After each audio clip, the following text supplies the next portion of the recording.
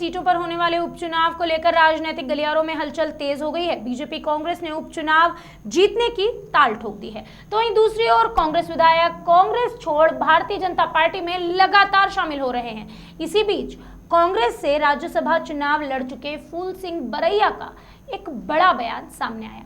आइए सुनाते हैं। बैरैया ने कहा, मुझे अगर पार्टी भंडेर से प्रत्याशी बनाती है तो रिकॉर्ड मतों से जीतूंगा। क्षेत्र की काफी समस्याएं हैं, चाहे वह स्कूल की हो या स्वास्थ्य की, उन सभी समस्याओं को दूर करूंगा। गौशाला की भी एक समस्या थी जिसे कमलनाथ सरकार ने दूर किया था। आगे उन्होंने कहा कि भाडेर विधानसभा में महिला चिकित्सक तक नहीं है और काफी पिछड़ा इलाका है, जिसका मैं विकास करूंगा। भाजपा दूषित राजनीति कर रही है, आने वाले उपचुनाव में जनता उसका जवाब देगी। पार्टी का जो आदेश होगा उसी को मानूंगा।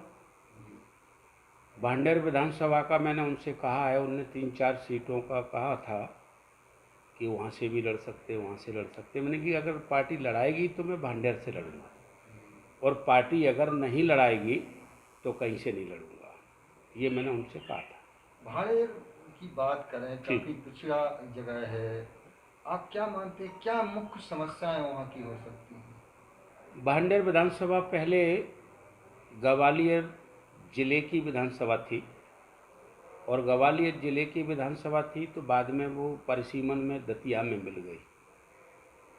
वो काफ़ी पिछड़ा रहा, क्योंकि सिंध के बाहर का एरिया था, तो काफ़ी पिछड़ा रहा है। और उसका जो पिछड़ापन है, तो मैं समझता हूँ कि वहाँ एक प्रतिनिधि, अच्छा प्रतिनिधि की ज़रूरत है, और अच्छा प्रतिनिधि जीत करके जाएगा तो वहाँ के क्षेत्र में जो पिछड़ापन है, माँ किसानों का पिछड़ापन है, माँ तमाम ऐसे वर्ग हैं जो अभी तक मुख्य धारा से नहीं जुड़े हैं, वहाँ का सबसे ज़्यादा गरीब आदमी, माँ रोजगार नाम की चीज़ नहीं है।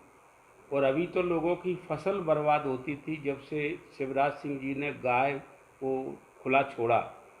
इन्होंने तो उसके गाय के रहने के प्रबंध किए नहीं थे, तो किसानों की फसल को गाय ऐसे बर्बाद करती थी कि जिस फसल में, जिस खेत में गाय पहुंच गई, वो खेत पूरी तरह से ख़त्म हो गया। तो वहाँ प्रशासन को कई बार हम लोगों ने आंदोलन करके दिया भी था, लेकिन कुछ हुआ नहीं।